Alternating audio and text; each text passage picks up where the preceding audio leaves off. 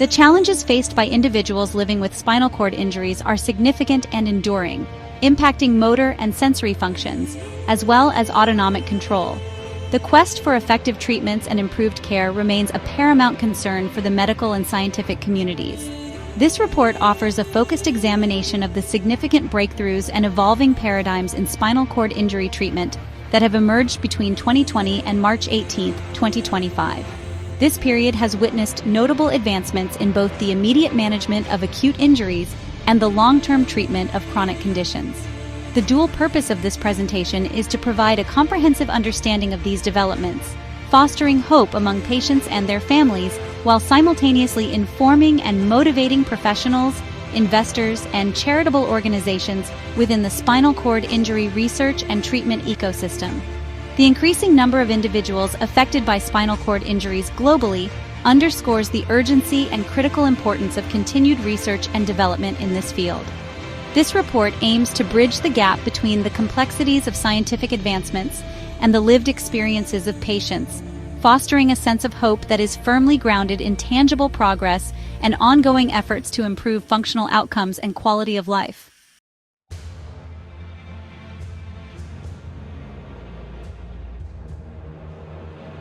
The initial hours and days following a spinal cord injury are critical in determining the extent of long-term neurological deficits.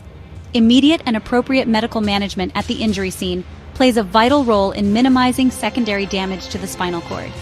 Emergency personnel are trained to rapidly stabilize the spine, typically using rigid neck collars and carrying boards, to prevent further movement and potential exacerbation of the injury during transport to a medical facility. In the emergency room, the immediate focus shifts to maintaining the patient's ability to breathe, preventing shock, and immobilizing the neck to avoid additional spinal cord damage. The medical team also works proactively to prevent potential complications such as bowel and bladder dysfunction, respiratory or cardiovascular issues, and the formation of deep vein blood clots. Pharmacological interventions have historically played a role in the acute management of spinal cord injuries. Methylprednisolone, a corticosteroid, was previously considered a standard treatment option administered intravenously to reduce inflammation and swelling in the spinal cord, which are significant contributors to secondary injury. The rationale behind its use was the potential to protect nerve cells from further damage and promote nerve regeneration through its anti-inflammatory effects. However, recent research has indicated that the potential side effects of methylprednisolone, including an increased risk of blood clots and pneumonia, may outweigh its benefits. Consequently, current guidelines generally do not recommend the routine use of methylprednisolone following a spinal cord injury. While some might still consider high-dose steroids as a cornerstone of acute spinal cord injury treatment, the overall consensus within the medical community is shifting towards a more cautious approach due to the lack of consistent evidence supporting significant neurological improvement and the documented risks.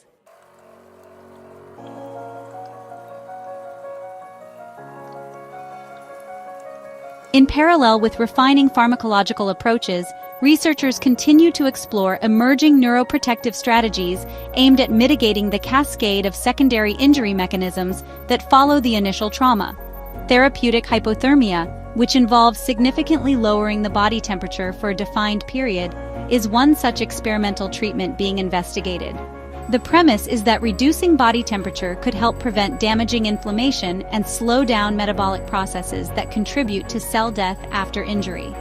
While preclinical and early clinical trials have suggested potential benefits, further research is needed to determine the optimal methods of administration, the target temperature range, and the ideal timing for initiating this therapy. The complex cascade of secondary injury in spinal cord injuries involves a multitude of cellular and molecular events, including axonal disruption, inflammatory responses, apoptosis, demyelination, and the formation of a glial scar. Understanding these intricate processes is crucial for developing targeted neuroprotective interventions. The challenge lies in translating the promise observed in preclinical studies into clinically effective treatments for humans, as many neuroprotective agents that showed efficacy in animal models have failed to demonstrate significant benefits in human clinical trials. This highlights the complexity of spinal cord injuries and the ongoing need for a deeper understanding of the underlying mechanisms of injury and potential therapeutic targets.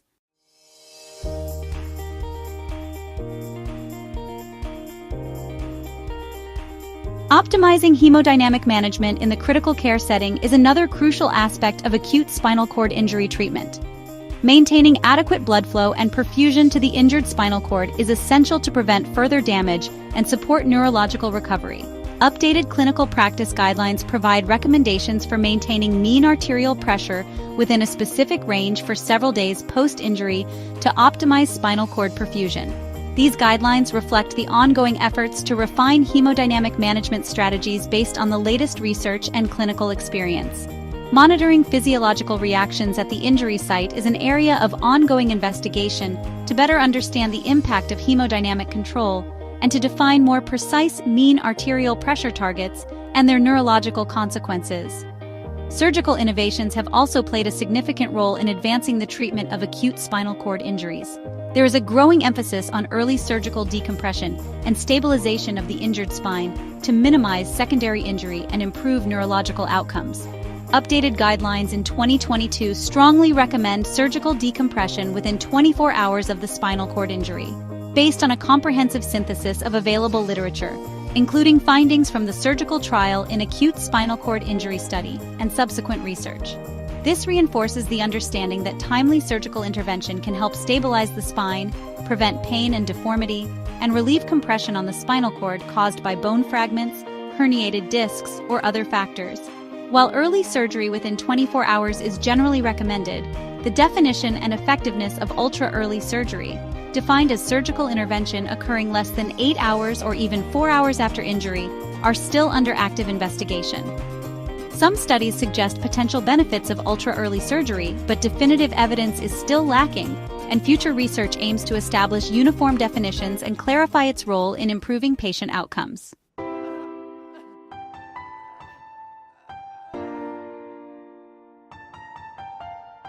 For individuals living with chronic spinal cord injuries, the focus of treatment shifts towards neurorestoration, functional improvement, and enhancing overall quality of life.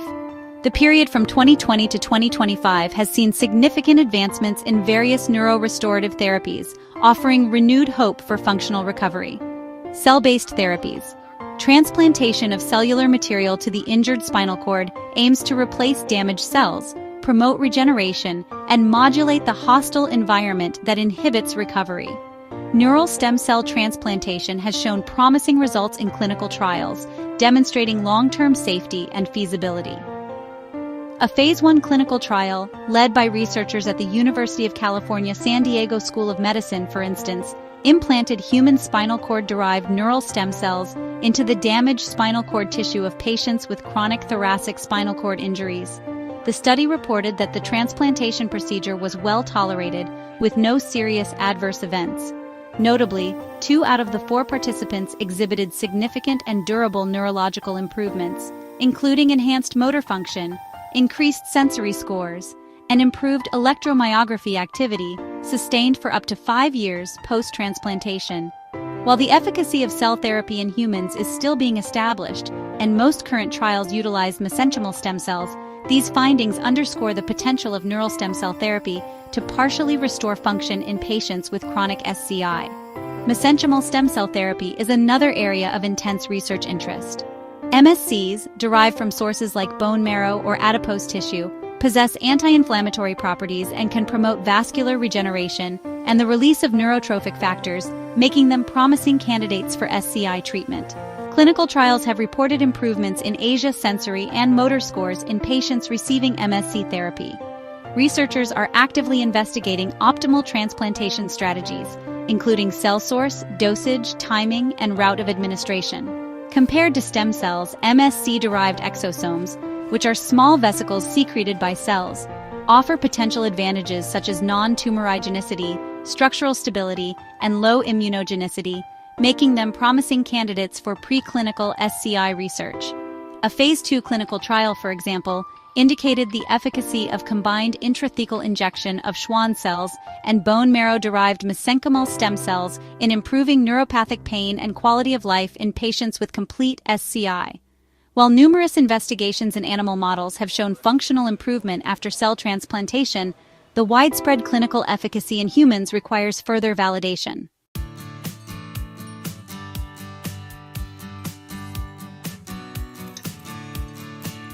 Research also continues to explore the therapeutic potential of other cell types, such as Schwann cells and olfactory and sheathing cells, for SCI repair.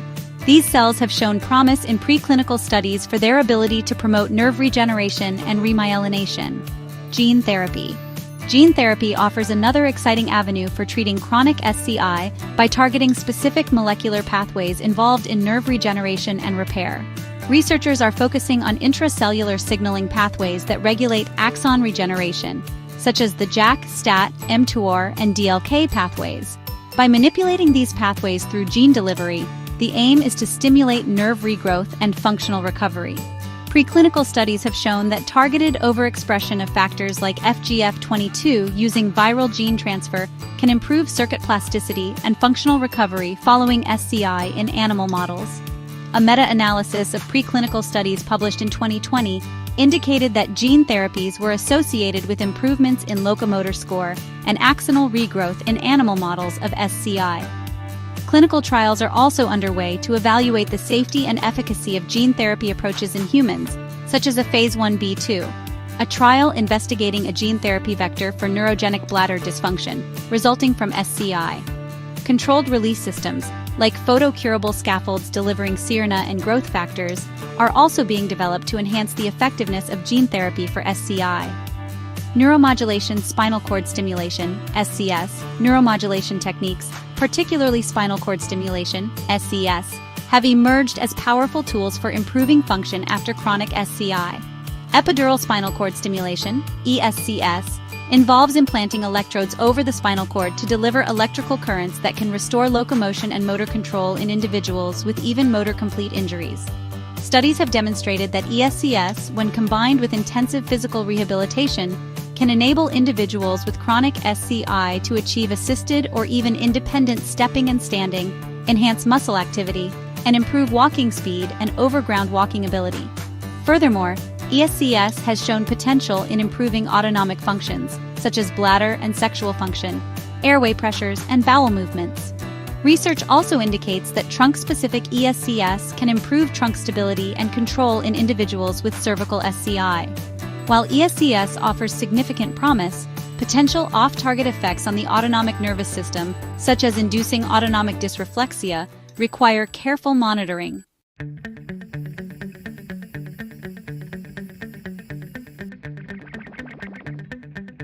Transcutaneous spinal cord stimulation, or TSCS, is a non-invasive neuromodulation technique that delivers electrical stimulation through electrodes placed on the skin over the spine.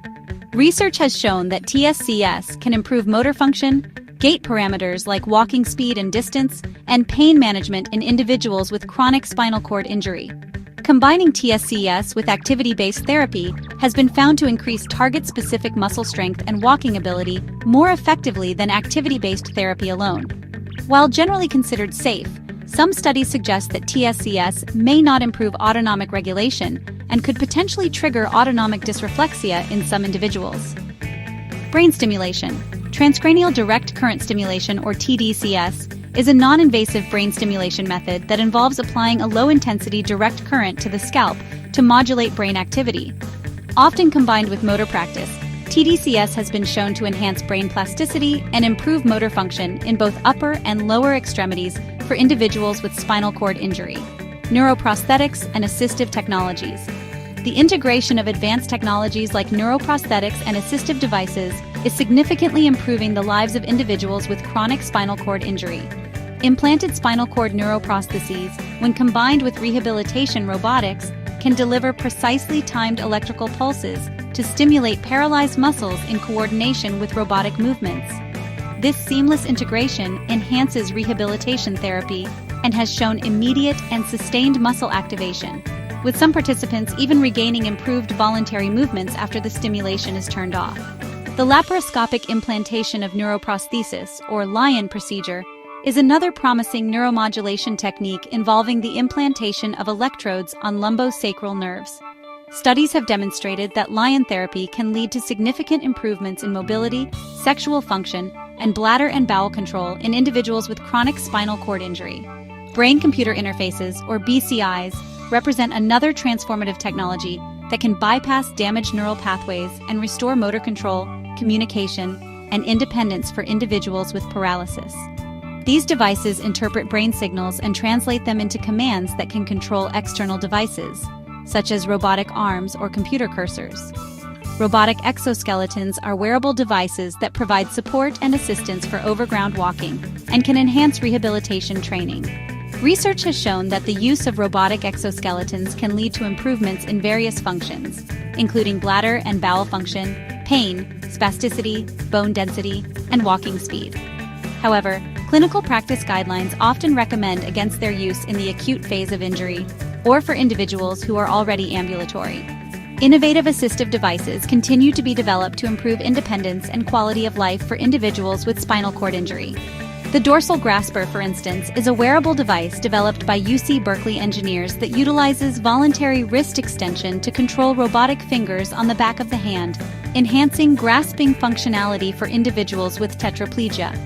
This device allows for collaborative grasping, enabling users to manipulate objects more effectively. While assistive technology offers significant benefits, issues such as non-compliance and abandonment due to factors like medical improvements or device limitations need to be addressed to maximize their impact.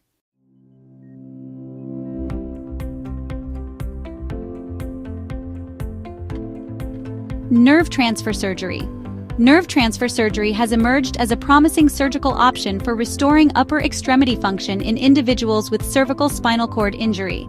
This technique involves transferring a working nerve from above the level of injury to a damaged nerve below the injury, with the goal of reanimating paralyzed muscles. Nerve transfer surgery can improve movements such as straightening the elbow and wrist, opening and closing the hands, and overall ease in performing daily activities. Patient selection is crucial and typically involves individuals with cervical injuries, some residual arm function, and ideally surgery within 12 months of injury, although it can sometimes be effective even years later. Outcomes reported include significant gains in upper extremity range of motion and strength, leading to increased functional independence. Social media platforms have become important avenues for information sharing and support within the spinal cord injury community regarding nerve transfer surgery, highlighting the growing interest in this procedure. While nerve transfer surgery offers substantial benefits, patients should have realistic expectations, as it may not fully restore pre-injury hand and arm function. Physical therapy. Physical therapy remains a cornerstone of spinal cord injury rehabilitation, with increasing integration of advanced technologies to enhance therapeutic gains. Robotic exoskeletons are being used for robotic-assisted gait training, showing benefits in improving walking independence, bladder and bowel function, pain, and spasticity. Functional electrical stimulation, or FES, applies electrical pulses to stimulate muscles and nerves, leading to improvements in hand movements, bladder and bowel control, and even respiration. FES cycling is another valuable application for increasing muscle power and endurance. Virtual reality, or VR, is also emerging as a neurotherapy tool that can stimulate neurological pathways and aid in recovery. Occupational therapy. Occupational therapy focuses on promoting functional independence and participation in daily activities through the use of assistive devices, environmental control adaptations, and various therapeutic techniques. Occupational therapists assess, recommend, and train individuals in the use of a wide range of assistive devices for mobility, self-care, and environmental control. Techniques like dry needling are also being utilized by occupational therapists to reduce spasticity in spinal cord injury patients. Activity-based therapy, or ABT. Activity-based therapy targets the neuromuscular system below the level of injury with the goal of retraining the nervous system to recover specific motor tasks. ABT, which includes modalities like load-bearing, locomotor training, and resistance training, has been shown to improve body satisfaction and perceived quality of life in individuals with spinal cord injury.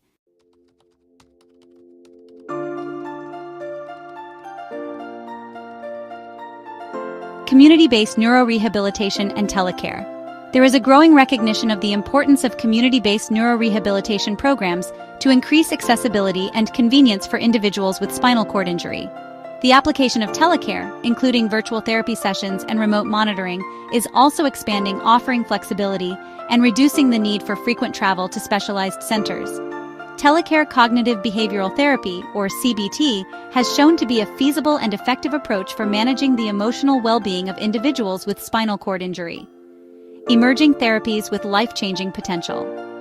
Several emerging therapies hold significant potential to revolutionize the treatment of spinal cord injuries. Researchers at Northwestern University have introduced an injectable therapy utilizing fast-moving dancing molecules that has demonstrated the ability to repair tissues and reverse paralysis after severe spinal cord injuries in preclinical studies. These molecules form synthetic nanofibers that mimic the extracellular matrix and can effectively communicate with cells, promoting regeneration. This therapy is also being tested for its ability to regenerate cartilage and bone, with the researchers aiming for FDA approval for clinical trials in spinal cord repair. Acute intermittent hypoxia is another promising multifunctional therapy being investigated for spinal cord injury. This approach involves exposing individuals to modest, intermittent periods of low oxygen, which has been shown to elicit neuroplasticity in motor nerve cells that drive diaphragm contractions and breathing. Preclinical models have demonstrated improvements in both breathing and limb function with this therapy, and several human clinical trials are currently underway to explore its efficacy, often in combination with traditional rehabilitation and pharmacological agents. Beyond these specific examples, ongoing preclinical research continues to identify other promising therapeutic strategies for spinal cord injury. These include further investigation into specific intracellular signaling pathways to enhance axon regeneration, novel approaches like glial reprogramming to promote neuronal regeneration, and the development of various biological agents and biomaterials aimed at neuroprotection and tissue repair. While these therapies are still in the early stages of development, they offer a glimpse into the potential future of spinal cord injury treatment and underscore the importance of sustained research efforts.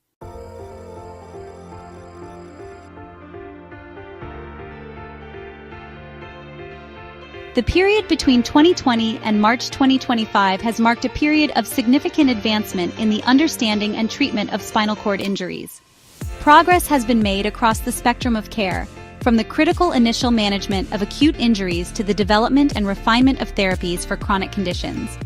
Neurorestorative approaches, including cell-based and gene therapies, continue to show promise, although their widespread clinical efficacy is still being established. Neuromodulation techniques, particularly spinal cord stimulation, are demonstrating remarkable potential in restoring lost motor and autonomic functions. The integration of neuroprosthetics and assistive technologies is providing individuals with spinal cord injury with greater independence and mobility. Nerve transfer surgery offers a targeted approach to improving upper extremity function in cervical injuries. Furthermore, rehabilitation strategies are becoming increasingly sophisticated with the incorporation of advanced technologies and a growing emphasis on community-based care and accessibility. The investigation of emerging therapies like dancing molecules and acute intermittent hypoxia highlights the innovative spirit and relentless pursuit of truly life-changing treatments within the spinal cord injury research community. These novel approaches, along with numerous other preclinical findings, offer a beacon of hope for the future. However, realizing the full potential of these advancements requires sustained and increased funding to support ongoing research endeavors and to facilitate the crucial translation of promising preclinical results into effective clinical therapies that can significantly improve the lives of individuals living with spinal cord injuries. The future of spinal cord injury treatment is likely to be characterized by a multifaceted approach, integrating pharmacological, surgical, technological, and rehabilitative strategies to achieve more comprehensive and meaningful functional recovery, ultimately enhancing the quality of life and independence for those affected by this devastating condition.